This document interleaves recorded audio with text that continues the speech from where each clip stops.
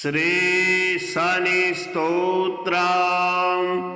ओम शनैश्चरः स्वधाकारी छाया भूसूर्यनंदनः मार्तंडजो यमः सौरिः पांगुश्च ग्रहनायकः ब्रह्मण्यो क्रूरधर्मज्ञो नीलवर्णोऽञ्जनद्युतिः द्वादशैस्तानि नामानि त्रिसन्ध्यं यः पठेन्नरः तस्य पीडां न चैवाहं करिष्यामि न संशयः। गोचरे जन्मलग्ने च वापस्वन्तर्दशासु च सूर्यपुत्रः शनिः श्यामो मन्दो मन्दः शनैश्चरः छायाद्गर्भोद्भवो वीरो दीर्घवक्त्रः प्रतापवान् एकाक्षः सर्वसञ्चारी दीर्घवासी शुभाक्षरः। एतानि शनिनामानि यः पठेत् प्रयतो नरः तस्याष्टम गतोपेश भवेदेकादशस्थवत्। शनिवारे तु सम्पूज्य शनिं सूर्यसुतं नरः लभते वाञ्छितं सर्वं ग्रहारिष्टविनाशजम्। प्रत्यहं प्रातरुत्थाय यः पठेत्तु शनेः स्तवं तस्य सर्वे ग्रहाः साधु भवन्ति सुखदायका इति ते कथितं विप्र शनिस्तोत्रं महद्गुणम्।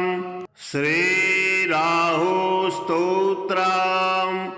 नमस्ते दैत्यरूपाय देवारिं प्रणमाम्यहम् नमस्ते सर्वभक्षाय घोररूपाय वै नमः। त्वं ब्रह्मा वरुणो देवस्त्वं विष्णुस्त्वं हरिः शिवः मर्त्यलोके भवान् प्रीतः संसारजनतारकः।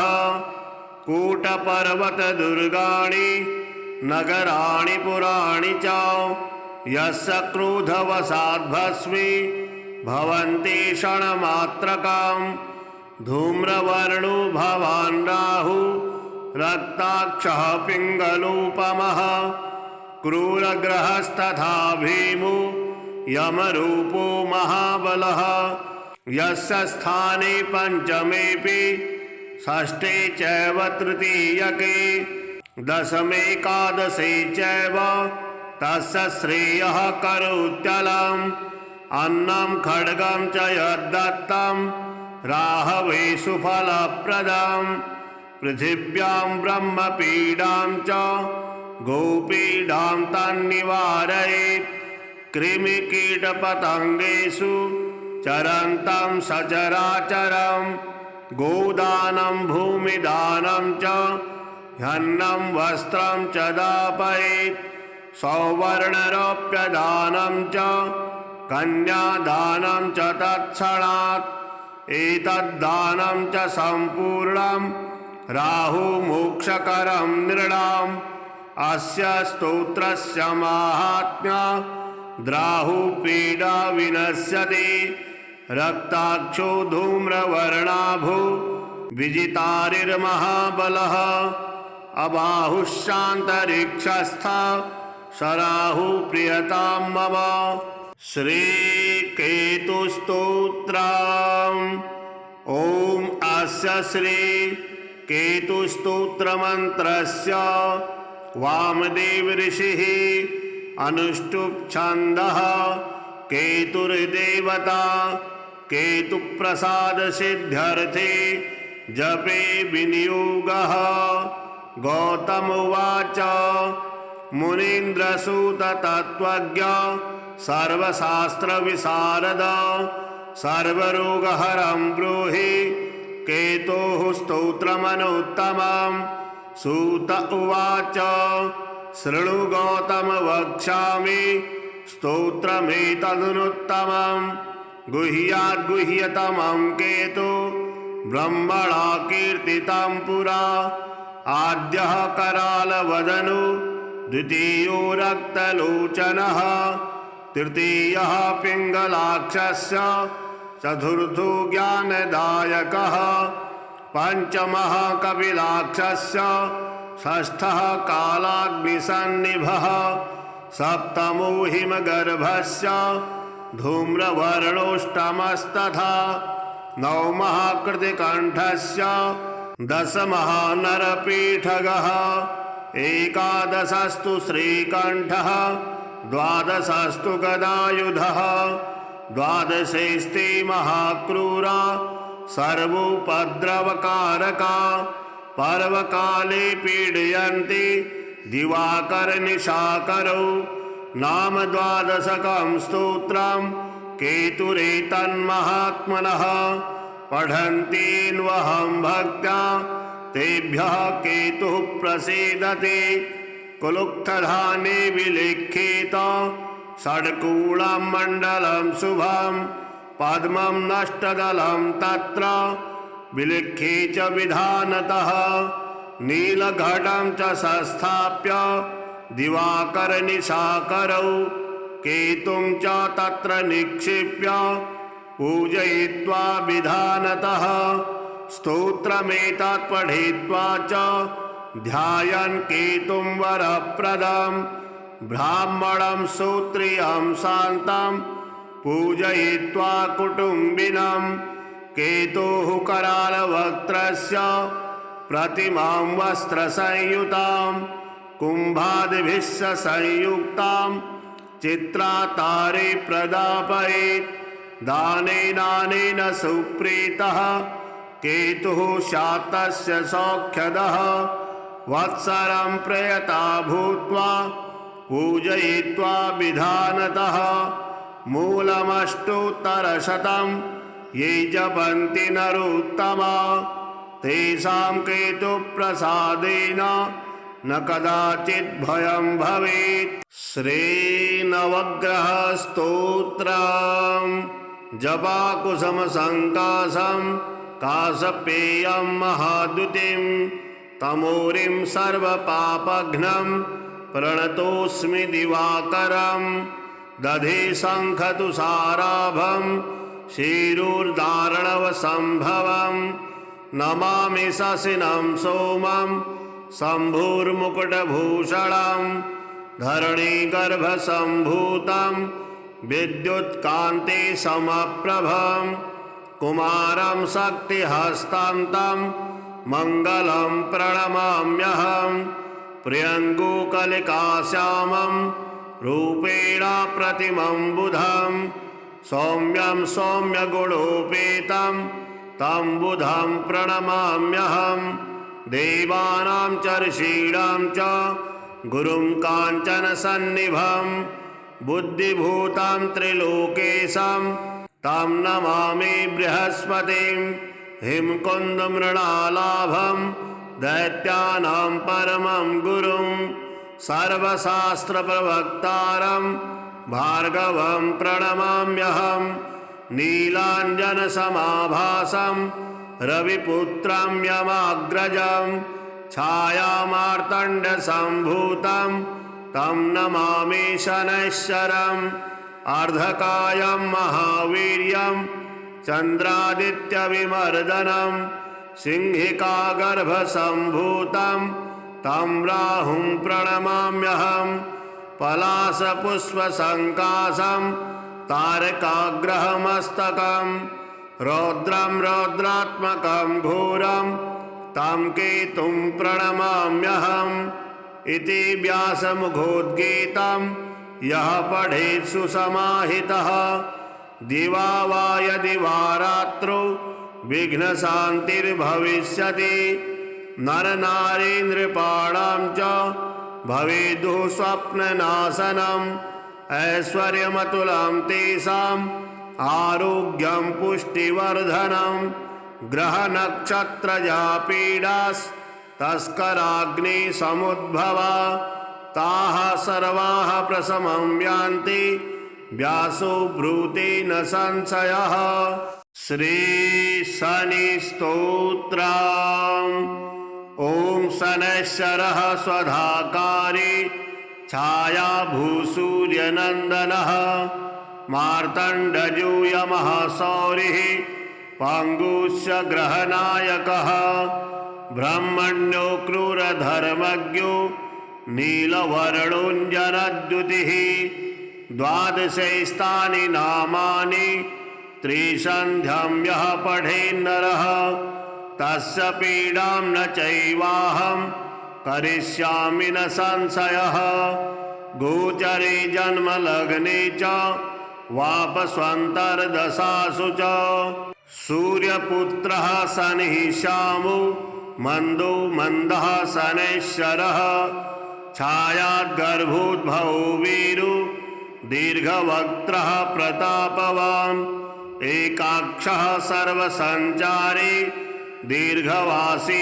शुभाक्षरः एतानि शनि नामानि यः पठेत् प्रयतो नरः तस्याष्टम गतोपेश भवेदेकादश स्थवत् शनिवारे तु सम्पूज्य शनिं सूर्यसुतं नरः लभते वाञ्छितं सर्वं ग्रहारिष्टविनाशजं प्रत्यहं प्रातरुत्थाय यः पठेत्तु शनेः स्तवं तस्य सर्वे ग्रहा साधु भवन्ति सुखदायका इति ते कथितं विप्र शनिस्तोत्रं महद्गुणम्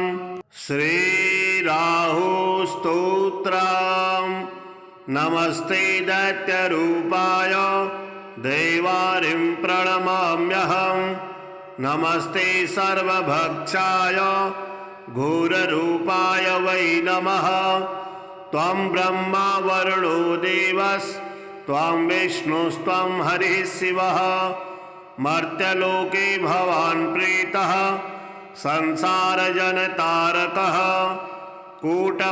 कूटपर्वतदुर्गाणि नगराणि पुराणि च यस्य क्रोधवशाद्भस्मी भवन्ति क्षणमात्रकाम् धूम्रवर्णो भवान् राहु रक्ताक्षः पिङ्गलोपमः क्रूरग्रहस्तथा भीमो यमरूपो महाबलः यस्य स्थाने पञ्चमेऽपि षष्ठे चैव तृतीयके दशमेकादशे चैव तस्य श्रेयः करोत्यलम् अन्नं खड्गं च यद्दत्तं राहवे सुफलप्रदम् पृथिव्यां ब्रह्मपीडां च गोपीडां तन्निवारयेत् कृमिकीटपतङ्गेषु चरन्तं सचराचरं गोदानं भूमिदानं च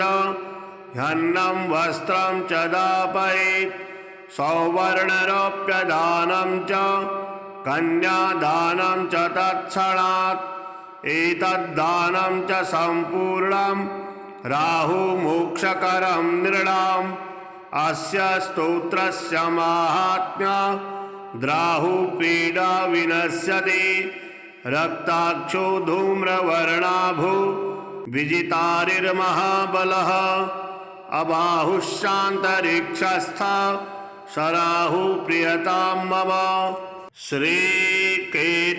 श्रीकेतुस्तोत्रम् ॐ अस्य श्री केतुस्तोत्रमन्त्रस्य वामदेव ऋषिः अनुष्टुप् छन्दः केतुर्देवता केतुप्रसादसिद्ध्यर्थे जपे विनियोगः गौतम उवाच मुनीन्द्रसूत तत्त्वज्ञ सर्वशास्त्रविशारद सर्वरोगहरं ब्रूहि केतोः स्तोत्रमनुत्तमम् सूत उवाच शृणु गौतम वक्ष्यामि स्तोत्रमेतदनुत्तमम् गुह्याद्गुह्यतमं केतु ब्रह्मणा कीर्तितं पुरा आद्यः करालवदनो द्वितीयो रक्तलोचनः तृतीयः पिङ्गलाक्षस्य चतुर्थो ज्ञानदायकः पंचमः कपिलाक्षस्य षष्ठः कालाग्निसन्निभः सप्तमो हिमगर्भस्य धूम्रवर्णोष्टमस्तथा नवमः कृतिकण्ठस्य दशमः नरपीठगः एकादशस्तु श्रीकण्ठः द्वादशस्तु गदायुधः द्वादशैस्ते महाक्रूरा सर्वोपद्रवकारका पर्वकाले पीडयन्ति दिवाकरनिशाकरौ नाम द्वादशकं स्तोत्रं केतुरेतन्महात्मनः पठन्तीन्वहं भक्त्या तेभ्यः केतुः प्रसीदति कुलुक्थधाने विलिख्येत षड्कूलं मण्डलं शुभं पद्मं नष्टदलं तत्र विलिख्ये च विधानतः नीलघटं च संस्थाप्य दिवाकरनिशाकरौ केतुं च तत्र निक्षिप्य पूजयित्वा विधानतः स्तोत्रमेतत् पठित्वा च ध्यायन् केतुं वरप्रदं ब्राह्मणं श्रोत्रियं शान्तं पूजयित्वा कुटुम्बिनं केतुः करालवक्त्रस्य प्रतिमां वस्त्रसंयुतां कुम्भादिभिः संयुक्तां चित्रातारे प्रदापयेत् दानेनानेन सुप्रीतः केतुः शातस्य सौख्यदः वत्सरं प्रयता भूत्वा पूजयित्वा विधानतः मूलमष्टोत्तरशतं ये जपन्ति नरोत्तमा तेषां केतुप्रसादेन न कदाचित् भयं भवेत्। श्रीनवग्रहस्तोत्रम् जपाकुसुमसङ्काशं काशपेयं महाद्युतिं तमोरिं सर्वपापघ्नं प्रणतोऽस्मि दिवाकरं दधे शङ्खतुषाराभं शिरोर्धारणवसम्भवं नमामि शशिनं सोमं शम्भुर्मुकुटभूषणं धरणीगर्भसम्भूतं विद्युत्कान्ते समप्रभं कुमारं शक्तिहस्तं तं मङ्गलं प्रणमाम्यहं प्रियङ्गुकलिकाश्यामं रूपेण प्रतिमं बुधं सौम्यं सौम्यगुणोपेतं तं बुधं प्रणमाम्यहं देवानां च ऋषीणां च गुरुं काञ्चनसन्निभं बुद्धिभूतं त्रिलोकेशं तं नमामि बृहस्पतिं हिमकुन्दमृणालाभं दैत्यानां परमं गुरुं सर्वशास्त्रप्रवक्तारं भार्गवं प्रणमाम्यहं नीलाञ्जनसमाभासं रविपुत्रं यमाग्रजं छायामार्तण्डसम्भूतं तं नमामि शनैश्चरम्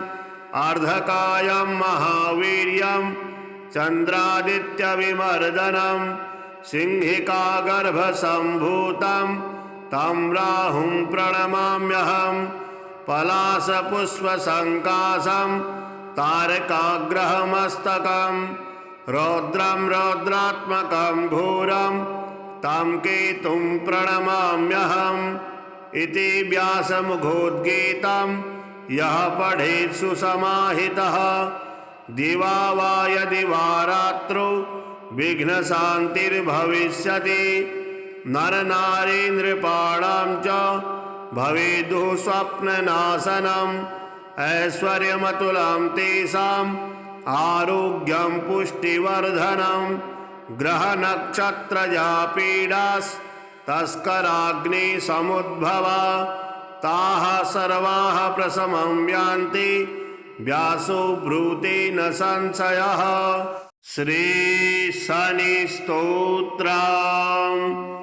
ॐ शनैश्चरः स्वधाकारी छायाभूसूर्यनन्दनः मार्तण्डयूयमः सौरिः पाङ्गुस्य ग्रहनायकः ब्रह्मण्यो क्रूरधर्मज्ञो नीलवर्णोऽञ्जनद्युतिः द्वादशैस्तानि नामानि त्रिसन्ध्यं यः पठेन्नरः तस्य पीडां न चैवाहं करिष्यामि न संशयः। गोचरे जन्मलग्ने च वापस्वन्तर्दशासु च सूर्यपुत्रः शनिः श्यामो मन्दो मन्दः शनैश्चरः छायाद्गर्भोद्भवो वीरो दीर्घवक्त्रः प्रतापवान् एकाक्षः सर्वसञ्चारी दीर्घवासी शुभाक्षरः। एतानि शनिनामानि यः पठेत् प्रयतो नरः तस्याष्टम गतोपेश भवेदेकादशस्थवत्। शनिवारे तु सम्पूज्य शनिं सूर्यसुतं नरः लभते वाञ्छितं सर्वं ग्रहारिष्टविनाशजम्। प्रत्यहं प्रातरुत्थाय यः पठेत्तु शनेः स्तवं तस्य सर्वे ग्रहा साधु भवन्ति सुखदायका इति ते कथितं विप्र शनिस्तोत्रं महद्गुणम्। श्रीराहुस्तोत्रम्। नमस्ते दैत्यरूपाय देवारिं प्रणमाम्यहम्। नमस्ते सर्वभक्षाय घोररूपाय वै नमः। त्वं ब्रह्मा वरुणो देवस्त्वं विष्णुस्त्वं हरिः शिवः। मर्त्यलोके भवान् प्रीतः संसारजनतारकः। कूटपर्वतदुर्गाणि नगराणि पुराणि च यस्य क्रोधवशाद्भस्मी भवन्ति क्षणमात्रकाम्। धूम्रवर्णो भवान् राहु रक्ताक्षः पिङ्गलोपमः। क्रूरग्रहस्तथा भीमो यमरूपो महाबलः। यस्य स्थाने पञ्चमेऽपि षष्ठे चैव तृतीयके दशमेकादशे चैव तस्य श्रेयः करोत्यलम्। अन्नं खड्गं च यद्दत्तं राहवे सुफलप्रदम्। पृथिव्यां ब्रह्मपीडां च गोपीडां तन्निवारयेत्। कृमिकीटपतङ्गेषु चरन्तं सचराचरं। गोदानं भूमिदानं च ह्यन्नं वस्त्रं च दापयेत्। सौवर्णरौप्यदानं च कन्यादानं च तत्क्षणात्। एतद्दानं च सम्पूर्णं राहुमोक्षकरं नृणाम्। अस्य स्तोत्रस्य माहात्म्यं द्राहुपीडा विनश्यति। रक्ताक्षो धूम्रवर्णाभो विजितारिर्महाबलः। अबाहुश्चान्तरिक्षस्था सराहु प्रियतां मम। श्रीकेतुस्तोत्रम्। ॐ अस्य श्रीकेतुस्तोत्रमन्त्रस्य वामदेव ऋषिः अनुष्टुप् छन्दः। केतुर्देवता केतुप्रसादसिद्ध्यर्थे जपे विनियोगः। गौतम उवाच मुनीन्द्रसूत तत्त्वज्ञ सर्वशास्त्रविशारद सर्वरोगहरं ब्रूहि केतोः स्तोत्रमनुत्तमम्। सूत उवाच शृणु गौतम वक्ष्यामि स्तोत्रमेतदनुत्तमम्। गुह्याद्गुह्यतमं केतु ब्रह्मणा कीर्तितं पुरा।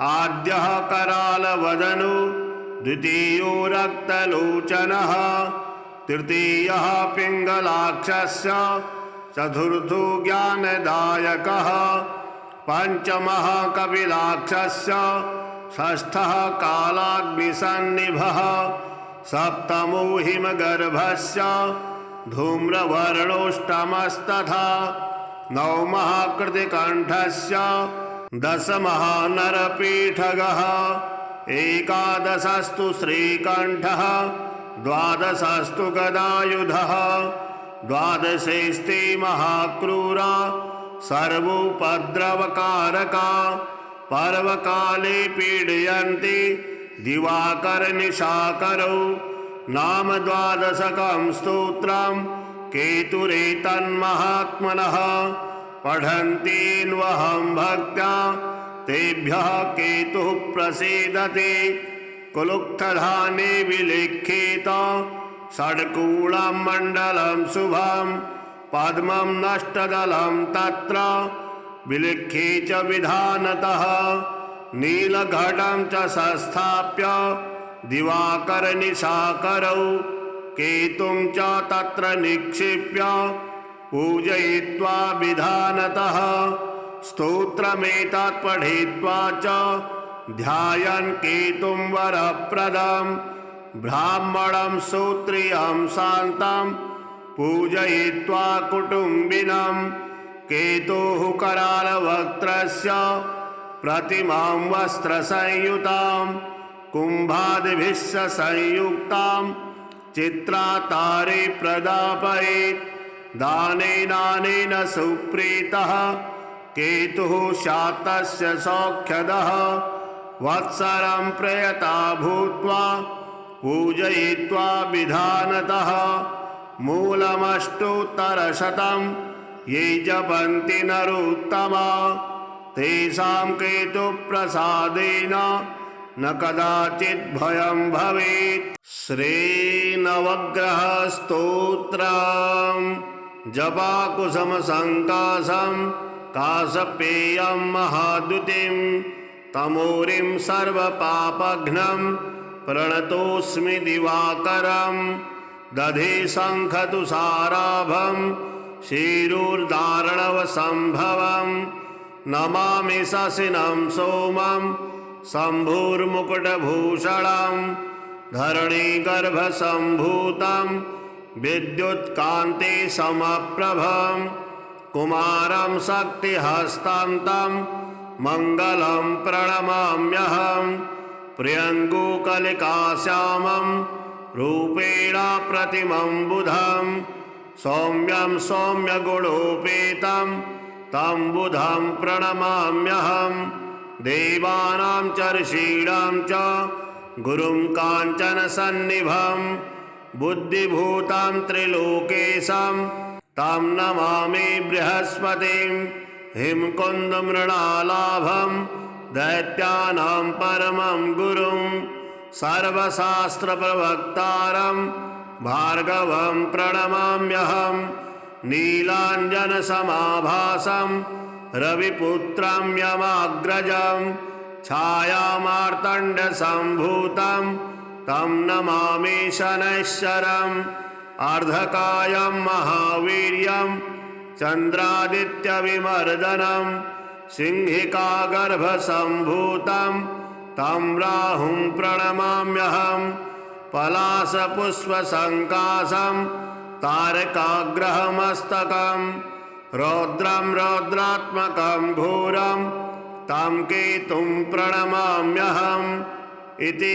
व्यासमुखोद्गीतं यः पठेत् सुसमाहितः दिवा वा यदि वा रात्रौ विघ्नशान्तिर्भविष्यति नरनारीन्द्रपाणां च भवेद्युः स्वप्ननाशनम् ऐश्वर्यमतुलं तेषाम् आरोग्यं पुष्टिवर्धनं ग्रहनक्षत्रजा पीडास्तस्कराग्निसमुद्भवा ताः सर्वाः प्रशमं यान्ति व्यासो ब्रूते न संशयः।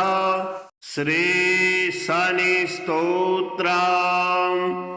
ॐ शनैश्चरः स्वधाकारी छायाभूसूर्यनन्दनः मार्तण्डजूयमः सौरिः पाङ्गुश्च ग्रहनायकः ब्रह्मण्यो क्रूरधर्मज्ञो नीलवर्णोऽञ्जनद्युतिः द्वादशैस्तानि नामानि त्रिसन्ध्यं यः पठेन्नरः तस्य पीडां न चैवाहं करिष्यामि न संशयः। गोचरे जन्मलग्ने च वापस्वन्तर्दशासु च सूर्यपुत्रः शनिः श्यामो मन्दो मन्दः शनैश्चरः छायाद्गर्भोद्भवो वीरो दीर्घवक्त्रः प्रतापवान् एकाक्षः सर्वसञ्चारी दीर्घवासी शुभाक्षरः। एतानि शनिनामानि यः पठेत् प्रयतो नरः तस्याष्टम गतोपेश भवेदेकादश स्थवत्। शनिवारे तु सम्पूज्य शनिं सूर्यसुतं नरः लभते वाञ्छितं सर्वं ग्रहारिष्टविनाशजम्।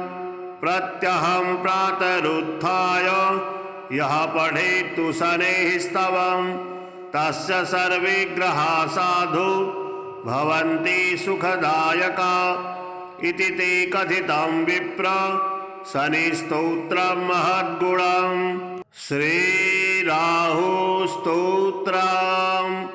नमस्ते दैत्यरूपाय देवारिं प्रणमाम्यहम्। नमस्ते सर्वभक्षाय घोररूपाय वै नमः। त्वं ब्रह्मा वरुणो देवस्त्वं विष्णुस्त्वं हरिः शिवः। मर्त्यलोके भवान् प्रीतः संसारजनतारकः। कूटपर्वतदुर्गाणि नगराणि पुराणि च यस्य क्रोधवशाद्भस्मी भवन्ति क्षणमात्रकाम्। धूम्रवर्णो भवान् राहु रक्ताक्षः पिङ्गलोपमः। क्रूरग्रहस्तथा भीमो यमरूपो महाबलः। यस्य स्थाने पञ्चमेऽपि षष्ठे चैव तृतीयके दशमेकादशे चैव तस्य श्रेयः करोत्यलम्। अन्नं खड्गं च यद्दत्तं राहवे सुफलप्रदम्। पृथिव्यां ब्रह्मपीडां च गोपीडां तन्निवारयेत्। कृमिकीटपतङ्गेषु चरन्तं सचराचरं। गोदानं भूमिदानं च ह्यन्नं वस्त्रं च दापयेत्। सौवर्णरौप्यदानं च कन्यादानं च तत्क्षणात्। एतद्दानं च सम्पूर्णं राहुमोक्षकरं नृणाम्।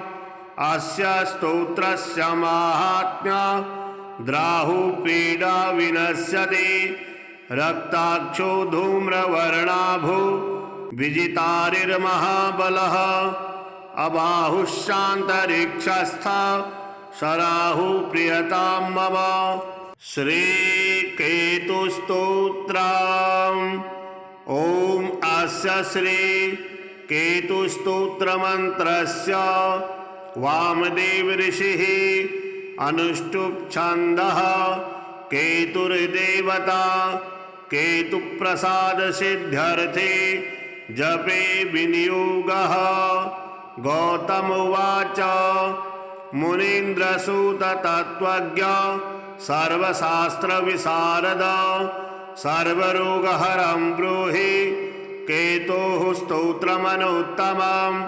सूत उवाच शृणु गौतम वक्ष्यामि स्तोत्रमेतदनुत्तमम्। गुह्याद्गुह्यतमं केतु ब्रह्मणा कीर्तितं पुरा।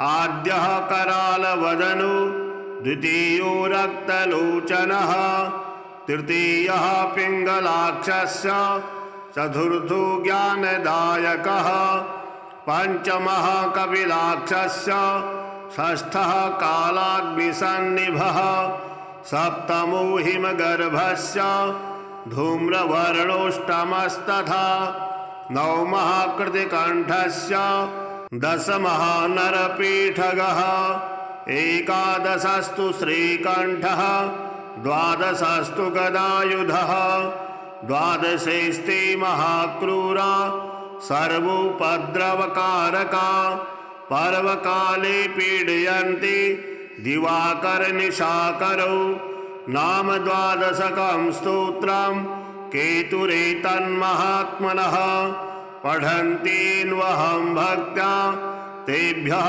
केतुः प्रसीदति कुलुक्थधाने विलिख्येत षड्कूलं मण्डलं शुभं पद्मं नष्टदलं तत्र विलिख्ये च विधानतः नीलघटं च संस्थाप्य दिवाकरनिशाकरौ केतुं च तत्र निक्षिप्य पूजयित्वा विधानतः स्तोत्रमेतत् पठित्वा च ध्यायन् केतुं वरप्रदं ब्राह्मणं श्रोत्रियं शान्तं पूजयित्वा कुटुम्बिनं केतुः करालवक्त्रस्य प्रतिमां वस्त्रसंयुतां कुम्भादिभिः संयुक्तां चित्रातारे प्रदापयेत् दानेनानेन सुप्रीतः केतुः शातस्य सौख्यदः वत्सरं प्रयता भूत्वा पूजयित्वा विधानतः मूलमष्टोत्तरशतं ये जपन्ति नरोत्तमा तेषां केतुप्रसादेन न कदाचित् भयं भवेत्। श्रीनवग्रहस्तोत्रम् जपाकुसुमसङ्काशं काशपेयं महाद्युतिं तमोरिं सर्वपापघ्नं प्रणतोऽस्मि दिवाकरं दधे शङ्खतुषाराभं शिरोर्धारणवसम्भवं नमामि शशिनं सोमं शम्भुर्मुकुटभूषणं धरणीगर्भसम्भूतं विद्युत्कान्ते समप्रभं कुमारं शक्तिहस्तान्तं मङ्गलं प्रणमाम्यहं प्रियङ्गुकलिकाश्यामं रूपेण प्रतिमं बुधं सौम्यं सौम्यगुणोपेतं तं बुधं प्रणमाम्यहं देवानां च ऋषीणां च गुरुं काञ्चनसन्निभं बुद्धिभूतं त्रिलोकेशं तं नमामि बृहस्पतिं हिमकुन्दमृणालाभं दैत्यानां परमं गुरुं सर्वशास्त्रप्रवक्तारं भार्गवं प्रणमाम्यहं नीलाञ्जनसमाभासं रविपुत्रं यमाग्रजं छायामार्तण्डसम्भूतं तं नमामि शनैश्चरम् अर्धकायं महावीर्यं चन्द्रादित्यविमर्दनं सिंहिकागर्भसम्भूतं तं राहुं प्रणमाम्यहं पलाशपुष्पसङ्काशं तारकाग्रहमस्तकं रौद्रं रौद्रात्मकं घोरं तं केतुं प्रणमाम्यहम् इति व्यासमुखोद्गीतं यः पठेत् सुसमाहितः दिवा वा यदि वा रात्रौ विघ्नशान्तिर्भविष्यति नरनारी नृपाणां च भवेद्युः स्वप्ननाशनम् ऐश्वर्यमतुलं तेषाम् आरोग्यं पुष्टिवर्धनं ग्रहनक्षत्रजा पीडास्तस्कराग्निसमुद्भवा ताः सर्वाः प्रशमं यान्ति व्यासो ब्रूते न संशयः। श्रीशनिस्तोत्रम् ॐ शनैश्चरः स्वधाकारी छायाभूसूर्यनन्दनः मार्तण्डयूयमः सौरिः पाङ्गुस्य ग्रहनायकः ब्रह्मण्यो क्रूरधर्मज्ञो नीलवर्णोऽञ्जनद्युतिः द्वादशैस्तानि नामानि त्रिसन्ध्यं यः पठेन्नरः तस्य पीडां न चैवाहं करिष्यामि न संशयः। गोचरे जन्मलग्ने च वापस्वन्तर्दशासु च सूर्यपुत्रः शनिः श्यामो मन्दो मन्दः शनैश्चरः छायाद्गर्भोद्भवो वीरो दीर्घवक्त्रः प्रतापवान् एकाक्षः सर्वसञ्चारी दीर्घवासी शुभाक्षरः एतानि शनि नामानि यः पठेत् प्रयतो नरः तस्याष्टम गतोपेश भवेदेकादश स्थवात् शनिवारे तु सम्पूज्य शनिं सूर्यसुतं नरः लभते वाञ्छितं सर्वं ग्रहारिष्टविनाशजं प्रत्यहं प्रातरुत्थाय यः पठेत्तु शनेः स्तवं तस्य सर्वे ग्रहा साधु भवन्ति सुखदायका इति ते कथितं विप्र शनिस्तोत्रं महद्गुणं श्रीराहुस्तोत्रम् नमस्ते दैत्यरूपाय देवारिं प्रणमाम्यहं नमस्ते सर्वभक्षाय घोररूपाय वै नमः त्वं ब्रह्मा वरुणो देवस्त्वं विष्णुस्त्वं हरिः शिवः मर्त्यलोके भवान् प्रीतः संसारजनतारकः कूटपर्वतदुर्गाणि नगराणि पुराणि च यस्य क्रोधवशाद्भस्मी भवन्ति क्षणमात्रकाम् धूम्रवर्णो भवान् राहु रक्ताक्षः पिङ्गलोपमः क्रूरग्रहस्तथा भीमो यमरूपो महाबलः यस्य स्थाने पञ्चमेऽपि षष्ठे चैव तृतीयके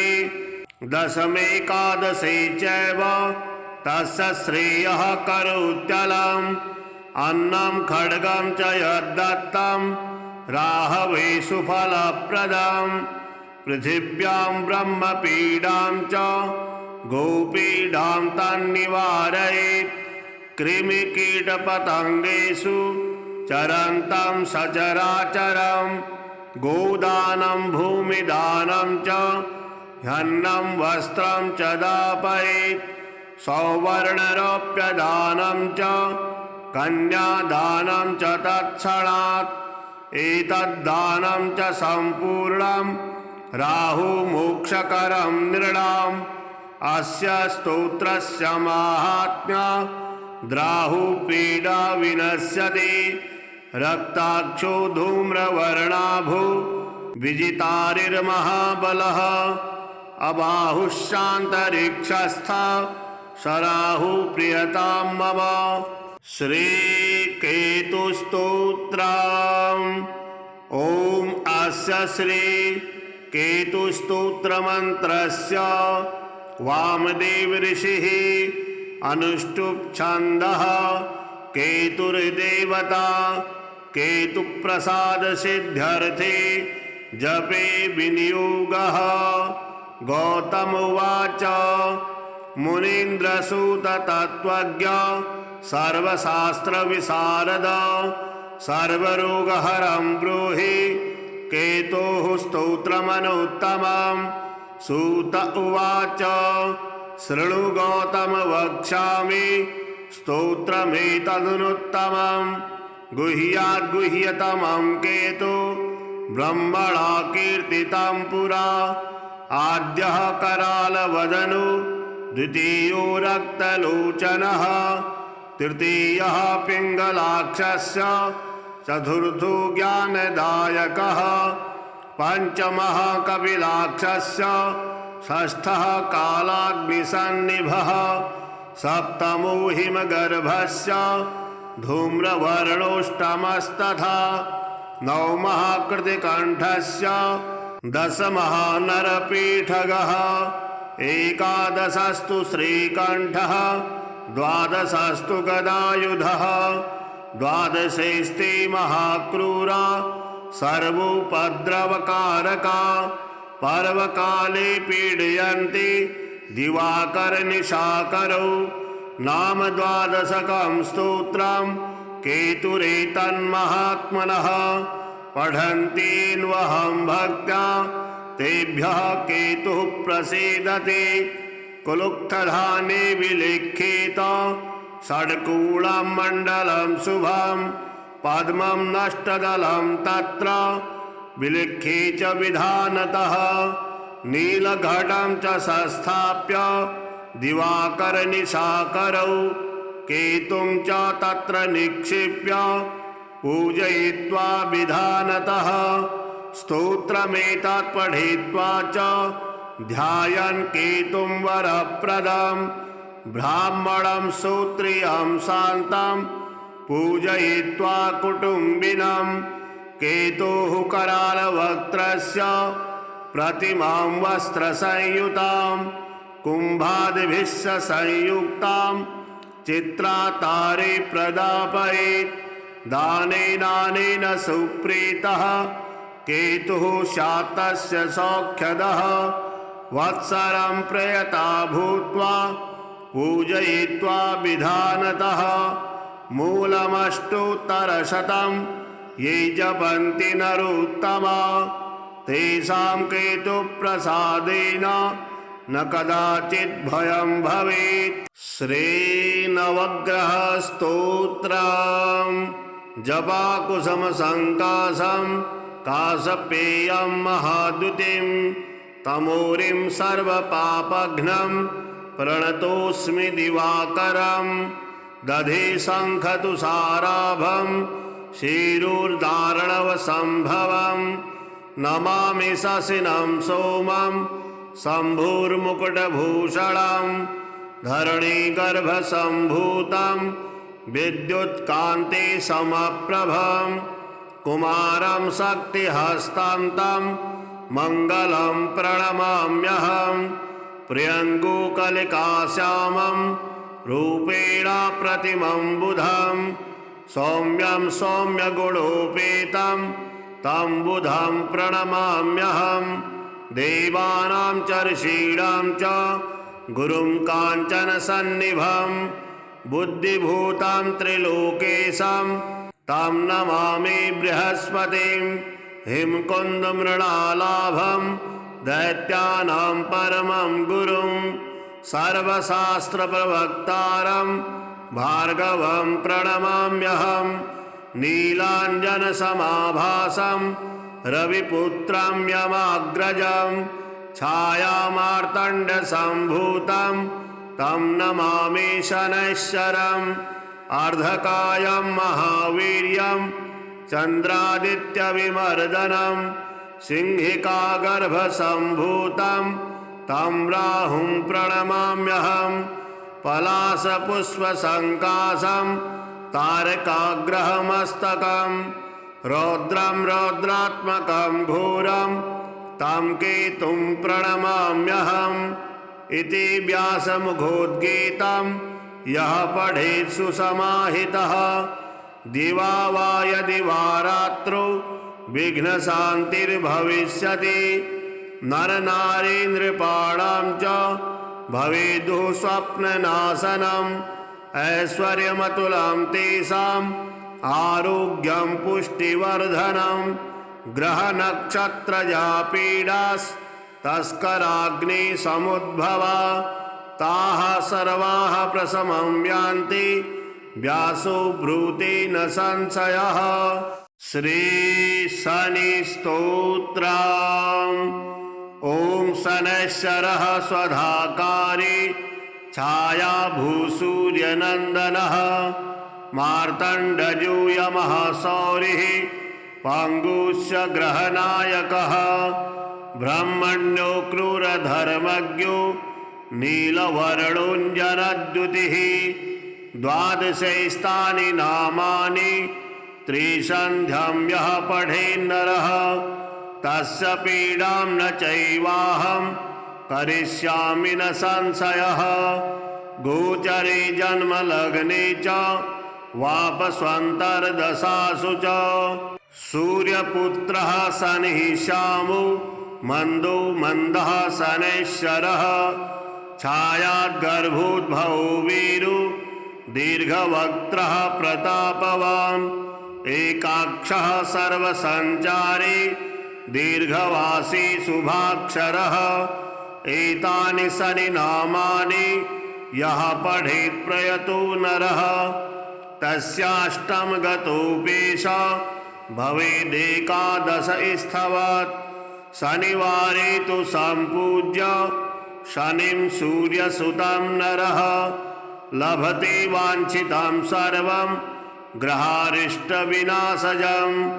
प्रत्यहं प्रातरुत्थाय यः पठेत् शनेः स्तवं तस्य सर्वे ग्रहा साधु भवन्ति सुखदायका इति ते कथितं विप्र शनिस्तोत्रं महद्गुणम्।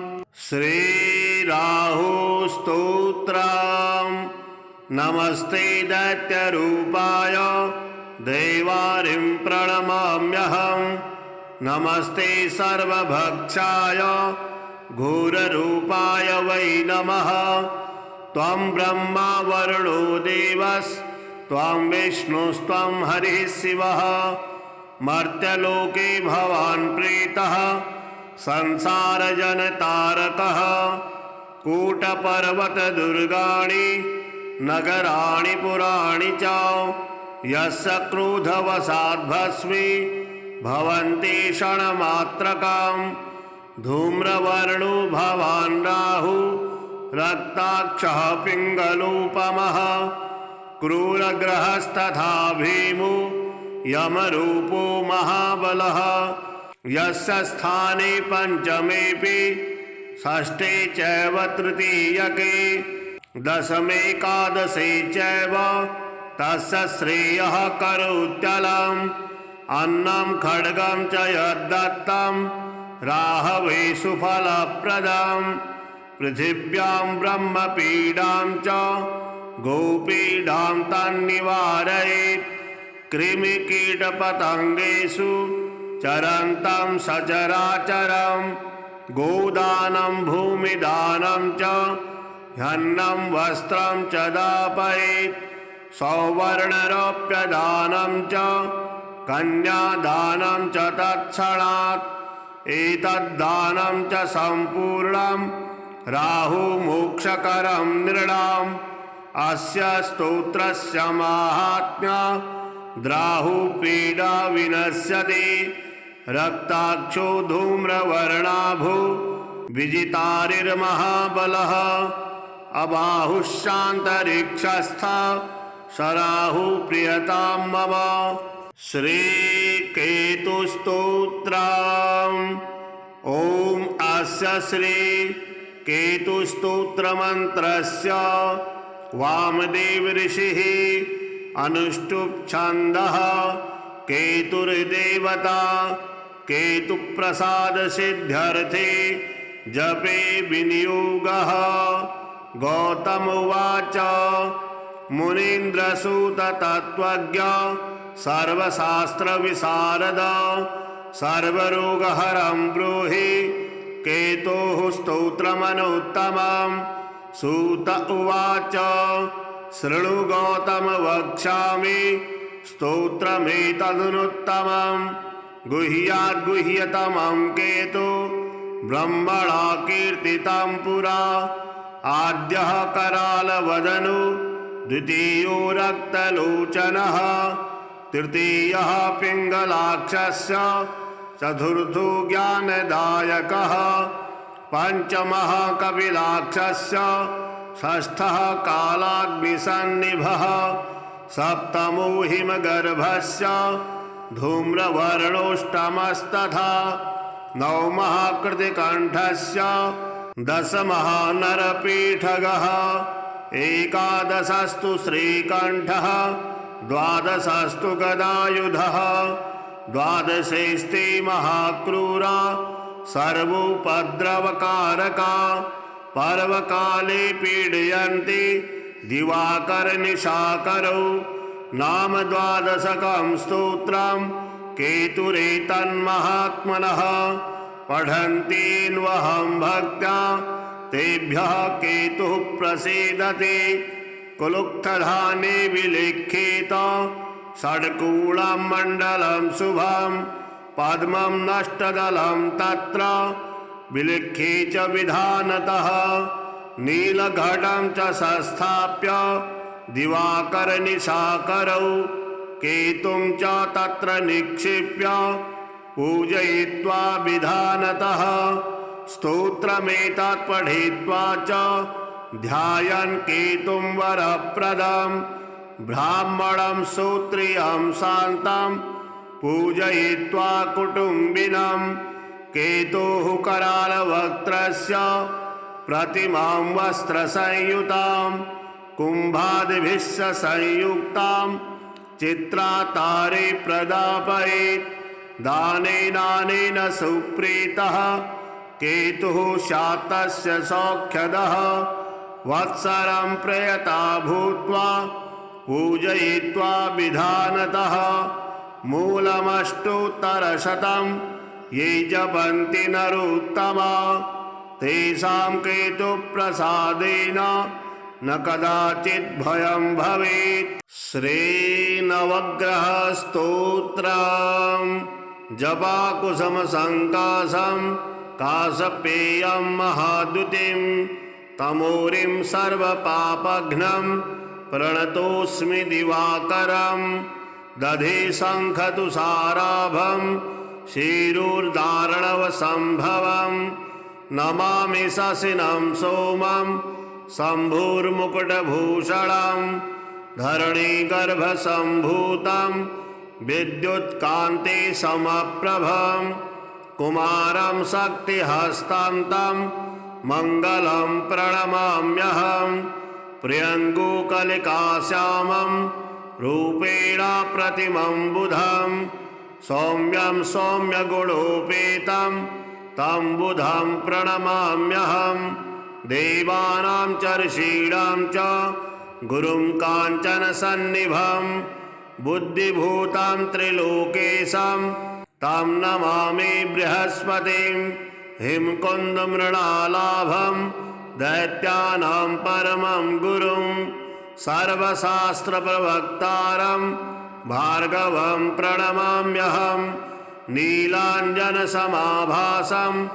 रविपुत्रं यमाग्रजं छायामार्तण्डसम्भूतं तं नमामि शनैश्चरम् अर्धकायं महावीर्यं चन्द्रादित्यविमर्दनं सिंहिकागर्भसम्भूतं तं राहुं प्रणमाम्यहं पलाशपुष्पसङ्काशं तारकाग्रहमस्तकं रौद्रं रौद्रात्मकं घोरं तं केतुं प्रणमाम्यहम् इति व्यासमुखोद्गीतं यः पठेत् सुसमाहितः दिवा वा यदि वा रात्रौ विघ्नशान्तिर्भविष्यति नरनारीन्द्रपाणां च भवेद्दुः स्वप्ननाशनम् ऐश्वर्यमतुलं तेषाम् आरोग्यं पुष्टिवर्धनं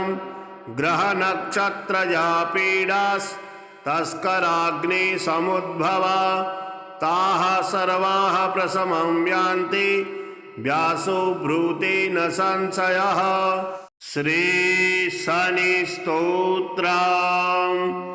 ॐ शनैश्चरः स्वधाकारी छायाभूसूर्यनन्दनः मार्तण्डजूयमः सौरिः पाङ्गुस्य ग्रहनायकः ब्रह्मण्यो क्रूरधर्मज्ञो नीलवर्णोऽञ्जनद्युतिः द्वादशैस्तानि नामानि त्रिसन्ध्यं यः पठेन्नरः तस्य पीडां न चैवाहं करिष्यामि न संशयः। गोचरे जन्मलग्ने च वापस्वन्तर्दशासु च सूर्यपुत्रः शनिः श्यामो मन्दो मन्दः शनैश्चरः छायाद्गर्भोद्भवो वीरो दीर्घवक्त्रः प्रतापवान् एकाक्षः सर्वसञ्चारी दीर्घवासी शुभाक्षरः एतानि शनिनामानि यः पठेत् प्रयतो नरः तस्याष्टमगतोपेश भवेदेकादशस्थवत् शनिवारे तु सम्पूज्य शनिं सूर्यसुतं नरः लभते वाञ्छितं सर्वं ग्रहारिष्टविनाशजम् प्रत्यहं प्रातरुत्थाय यः पठेत्तु शनेः स्तवं तस्य सर्वे ग्रहाः साधु भवन्ति सुखदायका इति ते कथितं विप्र शनिस्तोत्रं महद्गुणम्। श्रीराहुस्तोत्रम्। नमस्ते दैत्यरूपाय देवारिं प्रणमाम्यहम्। नमस्ते सर्वभक्षाय घोररूपाय वै नमः। त्वं ब्रह्मा वरुणो देवस्त्वं विष्णुस्त्वं हरिः शिवः। मर्त्यलोके भवान् प्रीतः संसारजनतारकः। कूटपर्वतदुर्गाणि नगराणि पुराणि च यस्य क्रोधवशाद्भस्मी भवन्ति क्षणमात्रकाम्। धूम्रवर्णो भवान् राहु रक्ताक्षः पिङ्गलोपमः। क्रूरग्रहस्तथा भीमो यमरूपो महाबलः। यस्य स्थाने पञ्चमेऽपि षष्ठे चैव तृतीयके दशमेकादशे चैव तस्य श्रेयः करोत्यलम्। अन्नं खड्गं च यद्दत्तं राहवे सुफलप्रदम्। पृथिव्यां ब्रह्मपीडां च गोपीडां तन्निवारयेत्। कृमिकीटपतङ्गेषु चरन्तं सचराचरं। गोदानं भूमिदानं च ह्यन्नं वस्त्रं च दापयेत्। सौवर्णरौप्यदानं च कन्यादानं च तत्क्षणात्।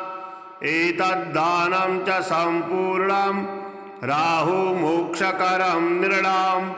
अस्य स्तोत्रस्य माहात्म्य द्राहुपीडा विनश्यति। रक्ताक्षो धूम्रवर्णाभो विजितारिर्महाबलः। अबाहुश्चान्तरिक्षस्था सराहु प्रियतां मम। श्रीकेतुस्तोत्रम्।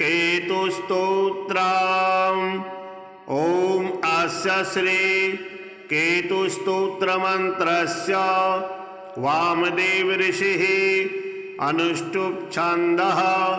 केतुर्देवता केतुप्रसादसिद्ध्यर्थे जपे विनियोगः।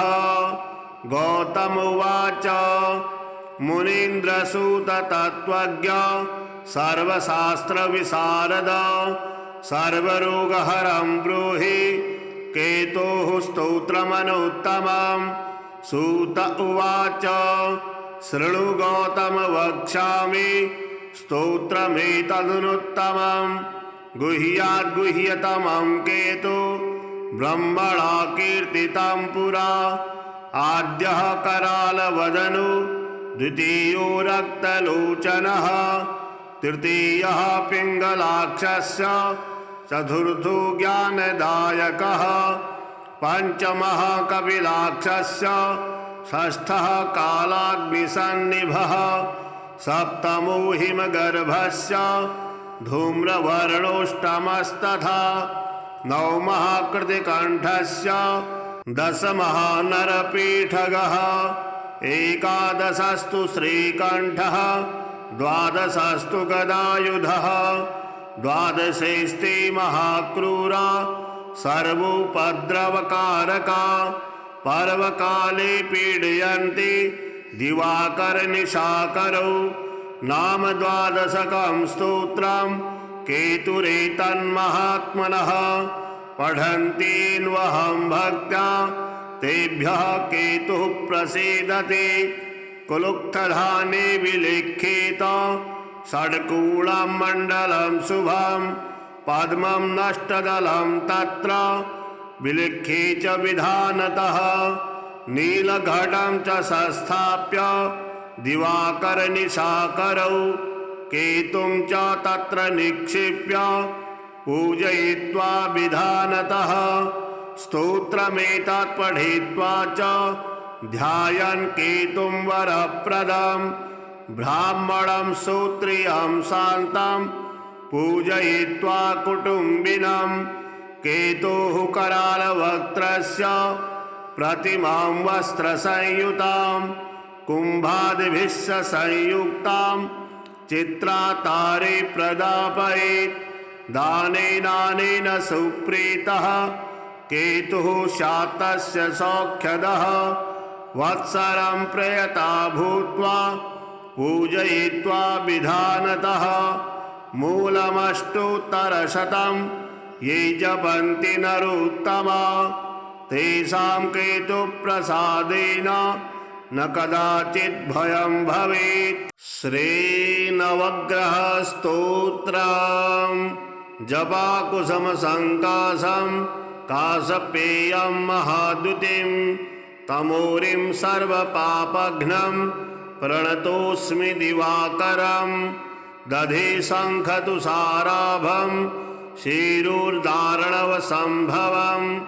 नमामि शशिनं सोमं शम्भुर्मुकुटभूषणं धरणीगर्भसम्भूतं विद्युत्कान्ते समप्रभं कुमारं शक्तिहस्तं तं मङ्गलं प्रणमाम्यहं प्रियङ्गुकलिकाश्यामं रूपेण प्रतिमं बुधं सौम्यं सौम्यगुणोपेतं तं बुधं प्रणमाम्यहं देवानां च ऋषीणां च गुरुं काञ्चनसन्निभं बुद्धिभूतं त्रिलोकेशं तं नमामि बृहस्पतिं हिमकुन्दमृणालाभं दैत्यानां परमं गुरुं सर्वशास्त्रप्रवक्तारं भार्गवं प्रणमाम्यहं नीलाञ्जनसमाभासं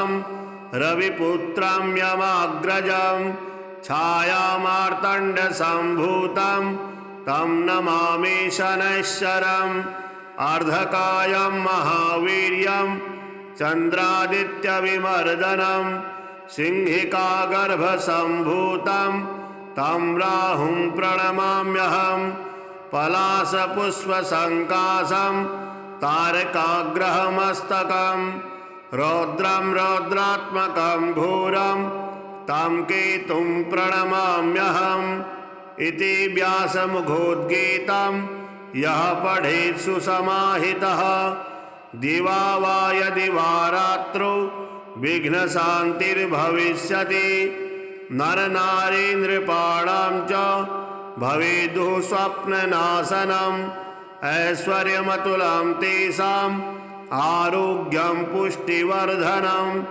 ग्रहनक्षत्रजा पीडास्तस्कराग्निसमुद्भवा ताः सर्वाः प्रशमं यान्ति व्यासो ब्रूते न संशयः।